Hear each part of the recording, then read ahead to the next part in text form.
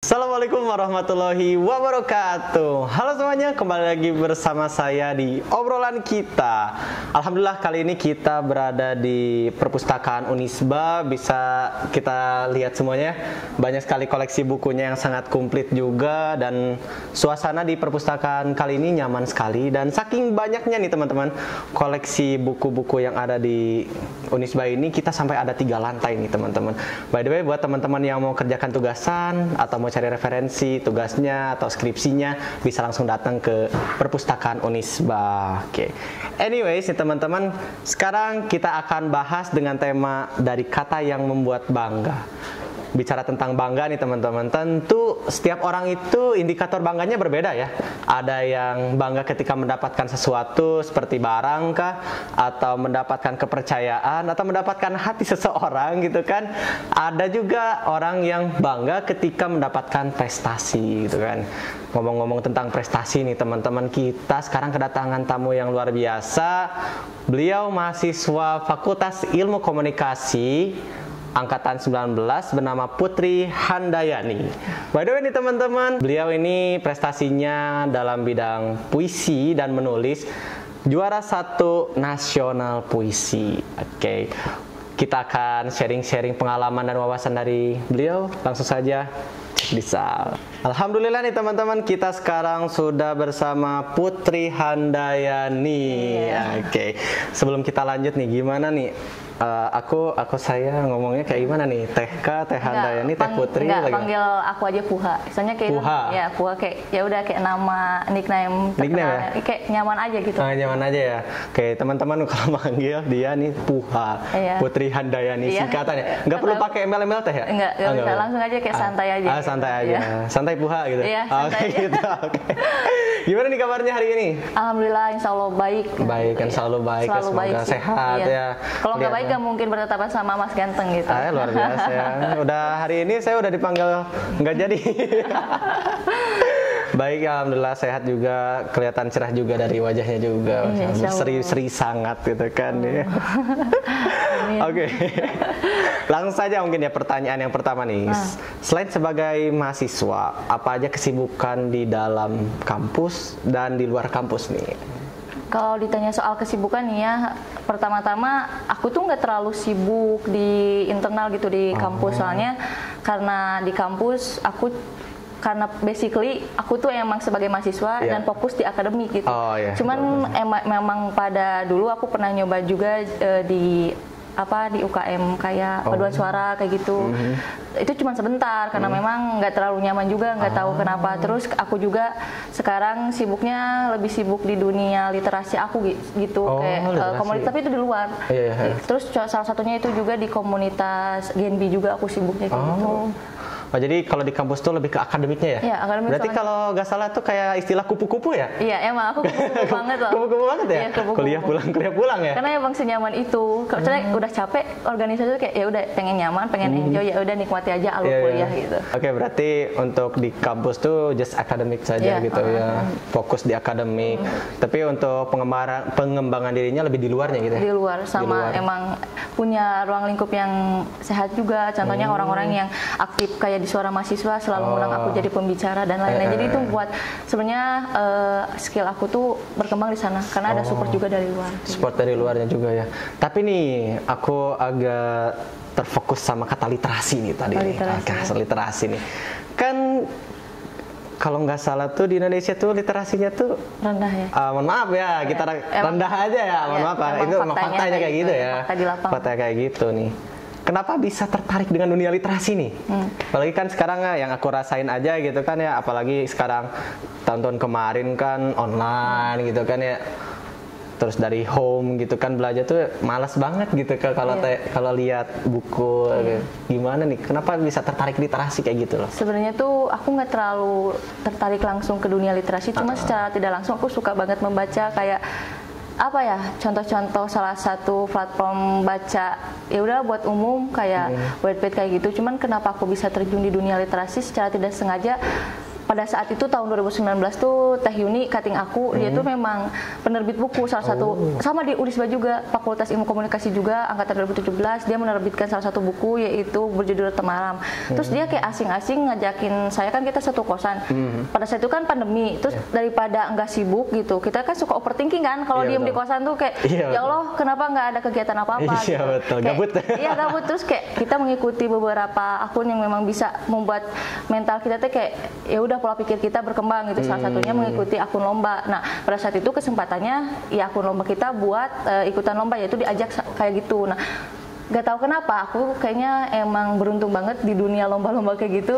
Tiba-tiba waktu itu dapet juara terbaik gitu, buat nulis surat untuk diriku di masa depan kayak gitu. Nah mulai dari sana sih aku mulai terjun di dunia literasi.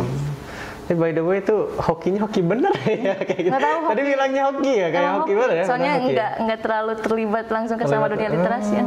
Tapi ketika udah dapat hasilnya kayak gitu, jadi terfokus di semangat ya. Kayak semakin ternyata bukan hanya kamu harus menguasai, tapi kalau ada kesempatan terus kamu memang udah ada wadahnya, kenapa enggak gitu untuk dicoba. Walaupun memang nggak mudah sih dunia literasi itu, kayak ya Allah, bukan wawasan, kayak effortnya tuh butuh gede gitu, kayak niatnya kamu harus mulai mengolah kalimat yang tepat kalau buat nulis kayak gitu, terus kamu juga harus mengerti tanda baca, EYD dan lain-lain gitu. Gak mudah buat hal-hal yang kayak gitu.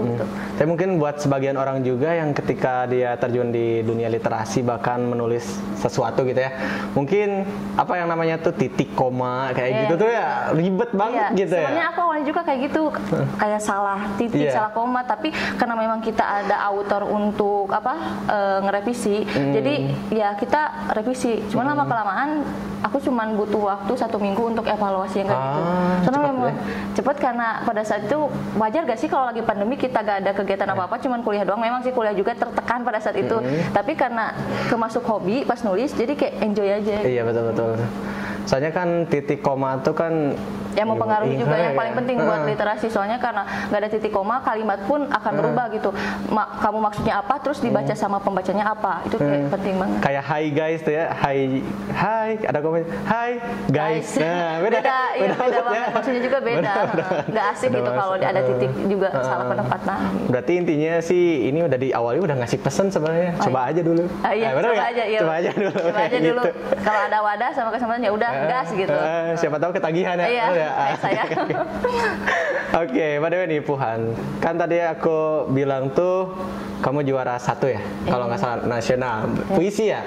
Baca atau nulis gitu? Nulis. Nah, kenapa suka nulis puisi gitu loh? Enggak, aku nggak suka nulis puisi. Justru aku tuh di dunia literasi terjun langsung dan punya bakatnya di dunia cerpen.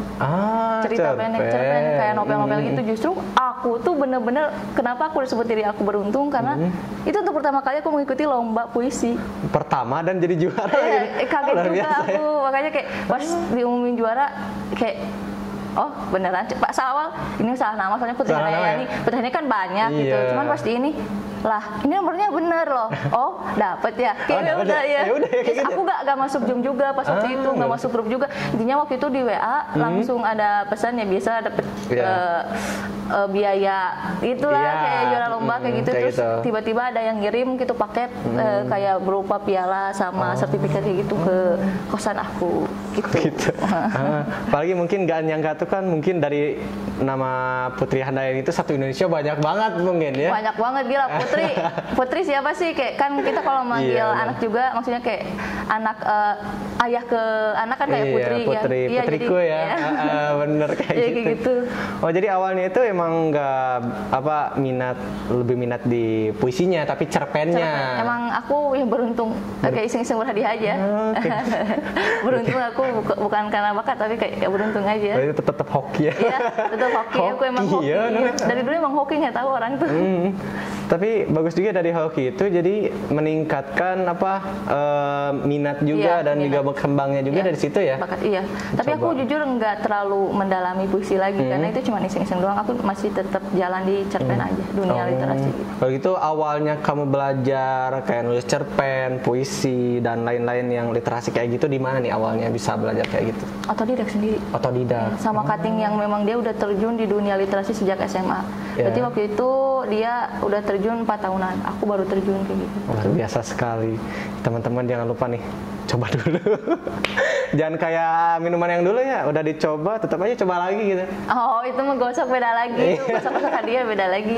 Tapi kadang orang-orang tuh ketika dia gagal, ketika dia coba nih, nah terus dia gagal, down tuh. Dia nggak mau lanjut lagi nih. Oh iya. Benar nggak sih? Iya, kalau orang-orang gitu. Kalau aku justru suka tantangan. Jadi kayak ya coba. Tapi karena aku awalnya emang basically beruntung, ya udah. Ya udah. Ya.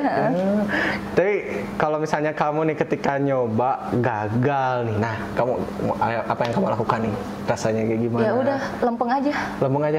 Tapi tetap dijalani gitu. Iya dijalani, soalnya aku kayak karena lomba-lomba kan kayak banyak. Aku pun kayak usianya masih muda juga kan, kayak baru 20 tahun. Jadi kayak ya udah sih masih banyak kesempatan, nggak usah bikin pusing, hidup toh jalan aja. Kalau kamu berpikir bahwa kamu itu kalah di sana, stuck di sana, kamu gak akan meninggal gitu. Kamu masih bisa ngambil jalan lain, berarti itu bukan jalan terbaik buat kamu. Kalau kamu memang mikirnya ya udah sedih, nggak usah. Takdir ya. Takdir. Gitu. Karena kan Allah tuh tahu yang terbaik buat kita. Iya benar. Iya, santai aja jalani. Jalani itu hasil mah gimana nanti aja ya. Lempeng aja lah. Kayak angin aja yang benar. Mau sukses, mau ya sukses harus aja. Ya maksudnya mau dia gagal sama berhasil sama gagal tuh tetap aja jalani aja, lempeng aja ya. Iya, walaupun proses kadang memang mengkhianati hasil, tapi kalau kamu proses terus-menerus tidak akan mengkhianati hasil sih. Benar, dan juga yang terpenting itu bukan hasil, prosesnya. Benar nggak sih? Tapi kan terkadang memang orang lain tuh melihat kita bukan dari prosesnya, tapi hasil. Benar. Apalagi kalau orang-orang toksik di lingkungan kita. Benar. Apaan sih lu? Tahu-taunya teh kayak, ih dia mah orangnya gini-gini, padahal nggak tahu prosesnya sulit, masya Allah, kayak kita harus menerjang lautan dari ujung sampai ujung, kayak nggak tahu mereka kayak gitu. Iya benar ya. Mulai mungkin dari kalau literasi itu dari titik komanya itu ya, dari awalnya itu perjuangannya. Lebih ke effortnya kayak ya Allah, sebenarnya kayak susah banget. Kayak gitu. Soalnya kayak terlalu, aku kan suka banget berselancar media sosial kan. Kamu juga pasti suka gak sih? Iya, itu gangguan aku dari sana, soalnya aku kayak bisa nonton gitu. Terlalu nikmati ya. Tapi justru karena ada tontonan, jadi aku tuh kayak ngalir aja buat cerita tuh dari sana. Oh, inspirasinya datang dari sini juga gitu. Cuman aku ubah aja gitu. Improvisasi. Jadi nggak selamanya yang dianggap negatif itu negatif ya. Tergantung kayak pisau aja ya. Iya. Benar, kita dikasih pisau, kita yang megangnya yang mana tuh? Iya benar. Matanya kah atau gagangnya? Iya, gitu. gagangnya. Ya? Gagang. Apa ya bahasa Indonesia gagang? Pegangan aja, ya udah pegangan aja. Nah, tadi kan ngomongin tentang cerpen atau puisi nih. Nah, siapa nih sosok yang paling kamu suka tokohnya di antara cerpen atau puisi itu? Kalau untuk tokoh jujur aku tuh nggak ada yang suka-suka banget karena memang terjun ke dunia literasi itu autodidak. Cuman kalau boleh disebutkan siapa sih yang nggak tahu sosok beliau kayak almarhum Hairil Anwar. Waktu kita SMP, SMA kalau praktik puisi pasti karya Hairil Anwar gitu. Jadi ya aku manutnya ke beliau. Aku pun mengambil contoh salah satu paragraf kalimat di puisi aku di sana. Dari sana juga ya. Cuman aku searching itu artinya apa kayak gitu. Terus kalau untuk cerpen siapa sih nggak tahu yang Andrea Hirata. Soalnya kan dia juga terkenal gak sih kayak novel Laskar Pelangi. Siapa sih yang nggak tahu kalau memang orang yang suka literasi sosok beliau kayak gitu. Tapi kalau untuk saya pribadi, aku pribadi nggak terlalu suka siapa gitu, tapi aku sangat menghormati sosok tokoh-tokoh sastrawan di Indonesia. Sastrawan ya, betul. Oke.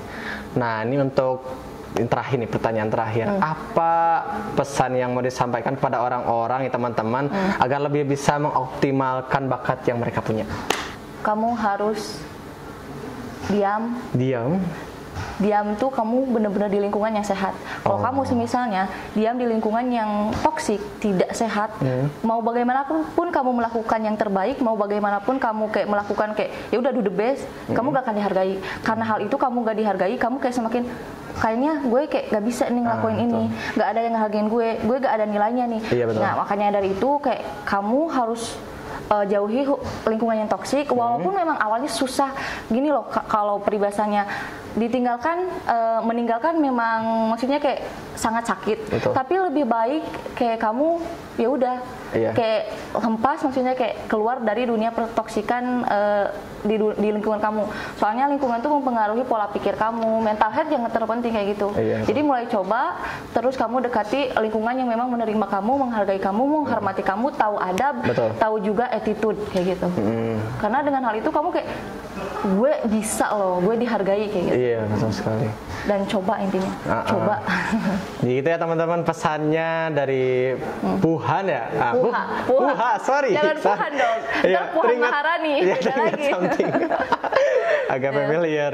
Nah itu teman-teman, pesan dari Puha, tetap coba walaupun kita nggak tahu kita berhasil atau gagal, tetap coba dan tetap stay di lingkungan yang sehat. Jangan cari lingkungan yang toksik, gimana pun caranya berusaha sebaik mungkin gitu ya.